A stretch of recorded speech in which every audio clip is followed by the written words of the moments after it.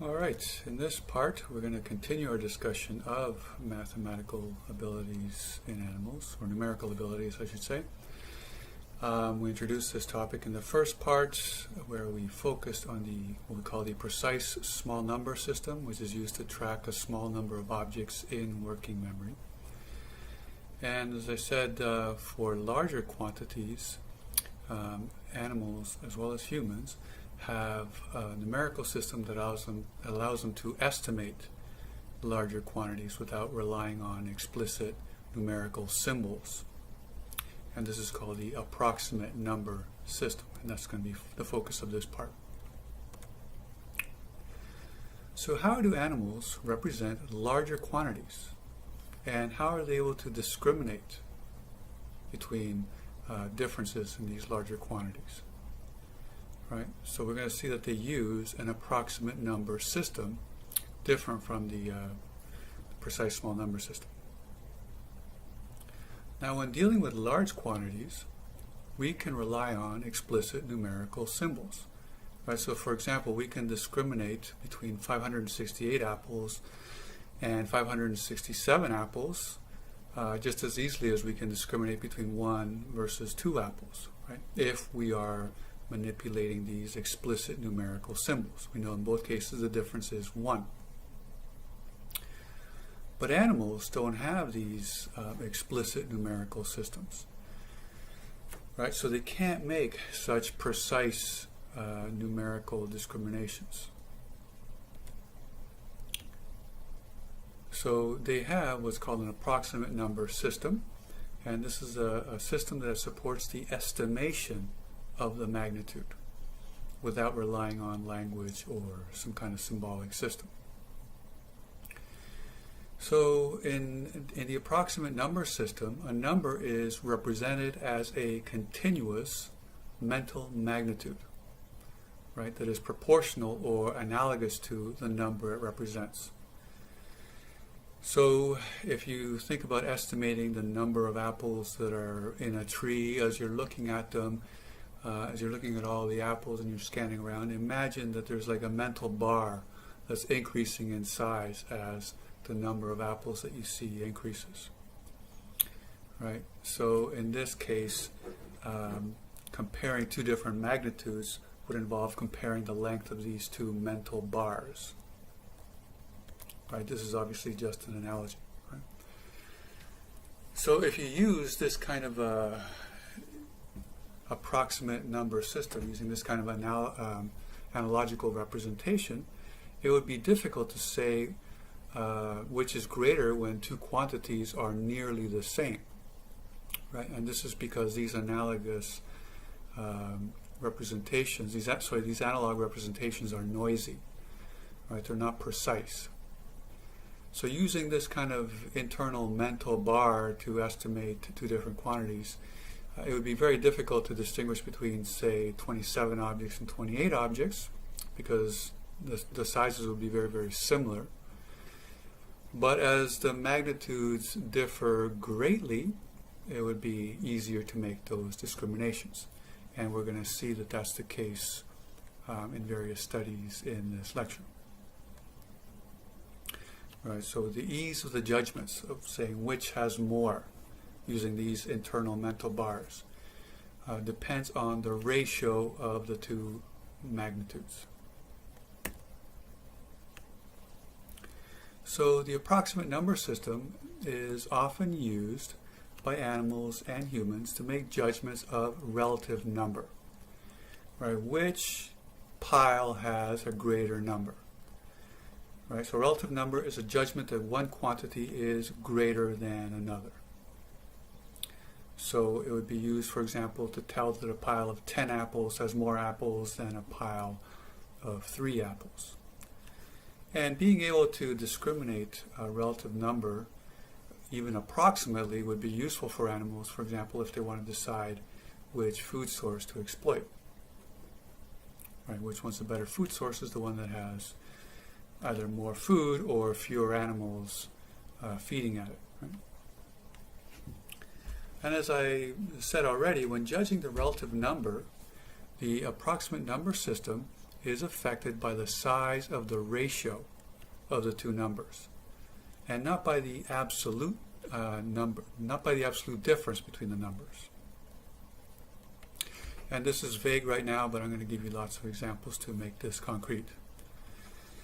So if the ratio is too large, so if the ratio of the two quantities approaches 1, it becomes very, very difficult to say which one has more. So just to get you thinking about this, let's consider case A. Are there more pluses or zeros in A? So without counting, right? Try to make that judgment without counting. Which one is there more of, the pluses or the zeros? Right? And now compare that with B. In B, are there more pluses or zeros? Right? Most of us would say that the judgment is a lot easier to make in B than it is in A. Now, what about in C? Are there more pluses or zeros? Right, take a look around without counting. You can see there's more zeros. Right? And what about in D? More pluses or zeros? In this case, you can see there's more pluses, and it's a very obvious kind of judgment.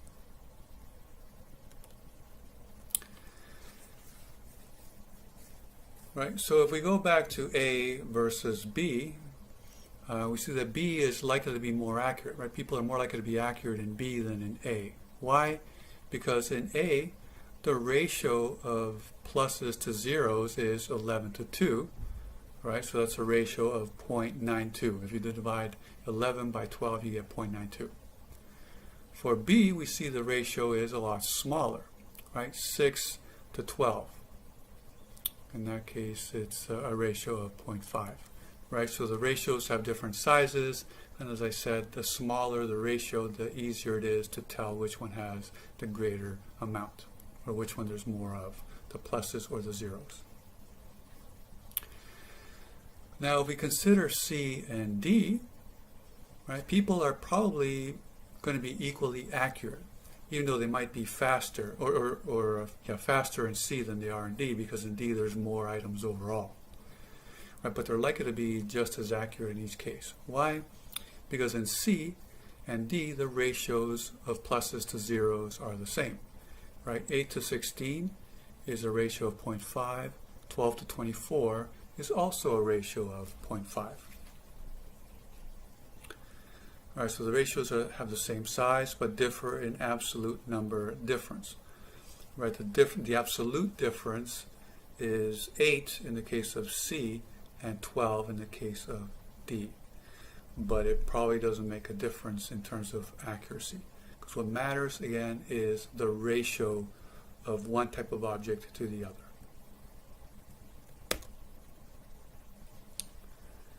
Right, so again, research shows that the ability to detect differences between two quantities depends on the size of the ratio between two numbers.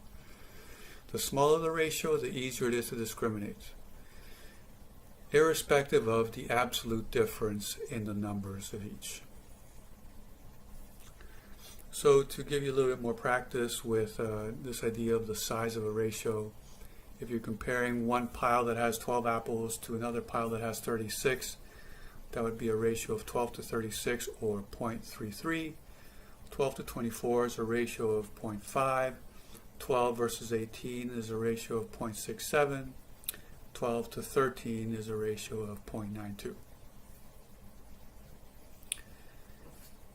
Okay, moreover, discriminating 12 versus 24 is just as easy as discriminating 6 versus 12, because the same ratio of size is involved, 0.5.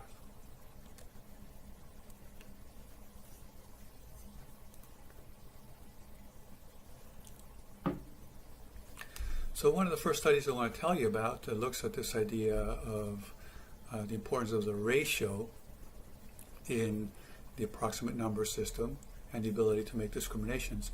This is a study by Cantlin and Brannon, and they compared rhesus macaques and humans on what's called a number ordering task. And in a number ordering task, what happens is that the participants see pairs of displays, and the displays have different numbers. And what they have to do is they have to touch both of them in increasing size. So first touch the smaller one, then touch the bigger one. And in the displays they had that were used in training, the objects were ranged from 1 to 9 in each of the two displays. So one might have 2 and then the next one 3, so they had to touch 2 and then 3. And the animals were rewarded for getting it right. And the humans were told not to count, right? So they were told to do the task by estimating. Don't count as you do it. All right, so in the testing trials, they again used the numbers, the quantities, not the numbers, they didn't use numbers, they used actual objects, right? They used 1 to 9 objects in the displays, as well as 10, 15, 20, and 30 squares as test stimuli. So some of the quantities were new, some of the quantities were old, and the items with only new quantities were not reinforced, so they didn't get a reward, because they wanted to see if they could automatically generalize to quantities that they hadn't seen before. And they manipulated the size of the ratio of the items in each pair. And the ratio sizes range from 0.1 to a large ratio of 0.9. So just to clarify, here's an example of the kinds of items that they used, right? So they didn't use numbers, they used objects. And in this case, for example, the top line would be, the one on the left has 15, the one on the right is 30. So they have to choose the one on the left first, then the one on the right. And next we have 15 to 20, and then 10 to 20.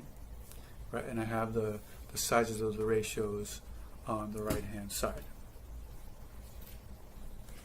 And obviously, it wouldn't always be left first, then right. They alternated randomly which side had to be pressed first.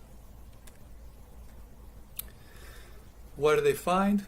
We have here the percent correct, right? 50% is chance. So what are the so chance would be if they're pressing randomly one as opposed to the other, right? 100% would mean that they always pick the small one first and then the large one. And what we can see on the x-axis is the size of the ratio. And both humans and monkeys, their accuracy dropped to chance as the ratio size increased to 1. Okay, so same pattern of performance for both humans and monkeys, although we can see that the humans, yay us, were a little bit more accurate overall, especially with the medium ratio sizes.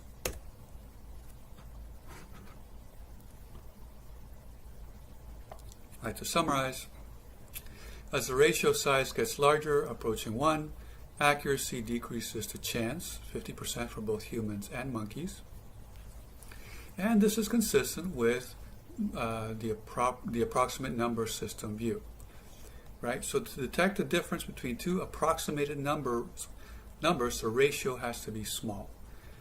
Right? Because you're relying on these analog representations that are noisy. So if you want to be able to discriminate, the ratios have to be small.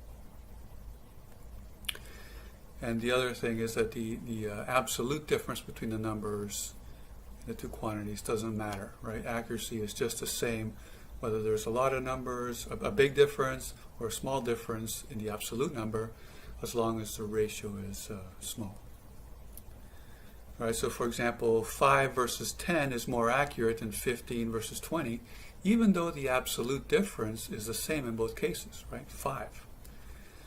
But 5 versus 10 is just as accurate as 15 versus 30 because the ratio is small and it's the same in each case.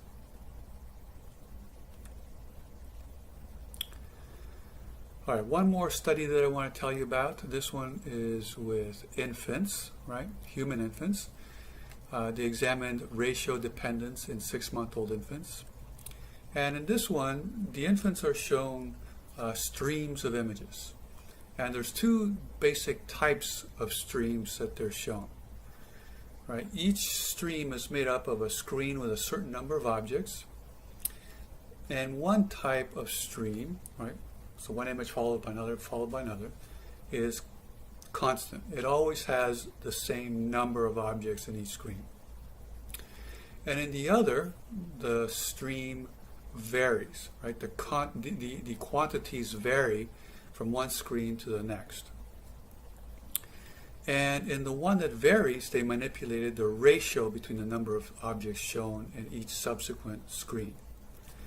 So the ratios were 2 to 3, 1 to 2, 1 to 3, and 1 to 4.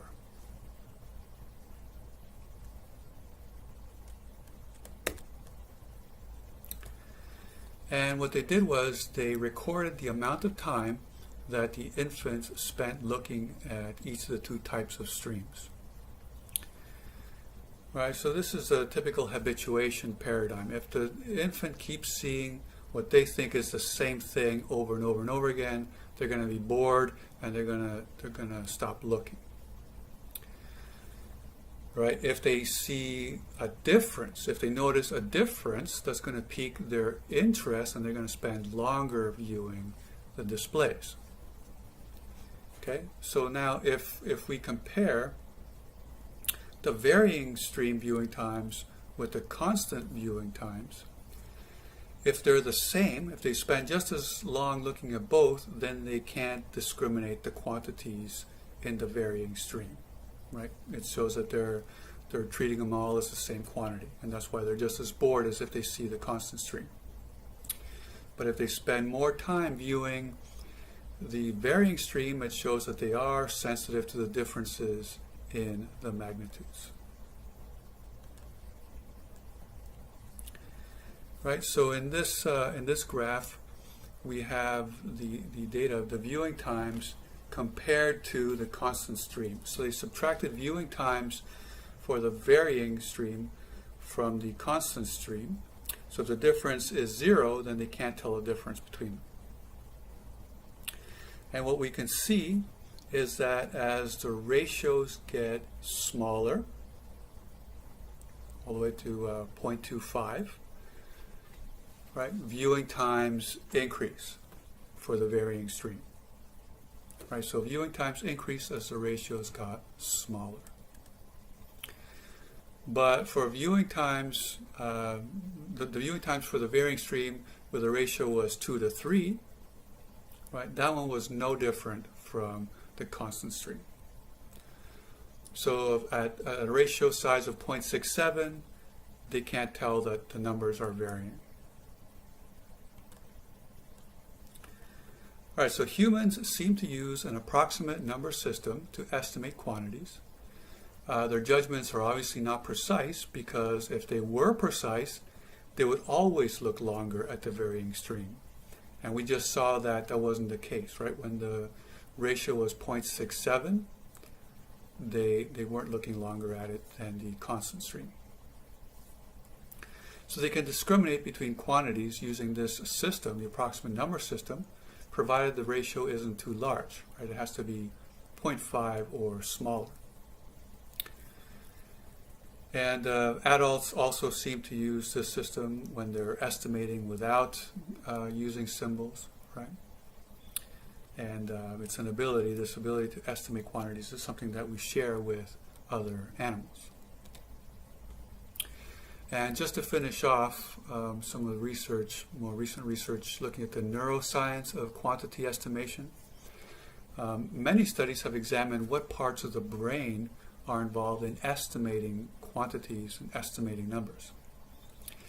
And imaging studies with lots of different kinds of primates, including humans, show that the parietal lobes seem to be involved in processing magnitudes and making magnitude judgments.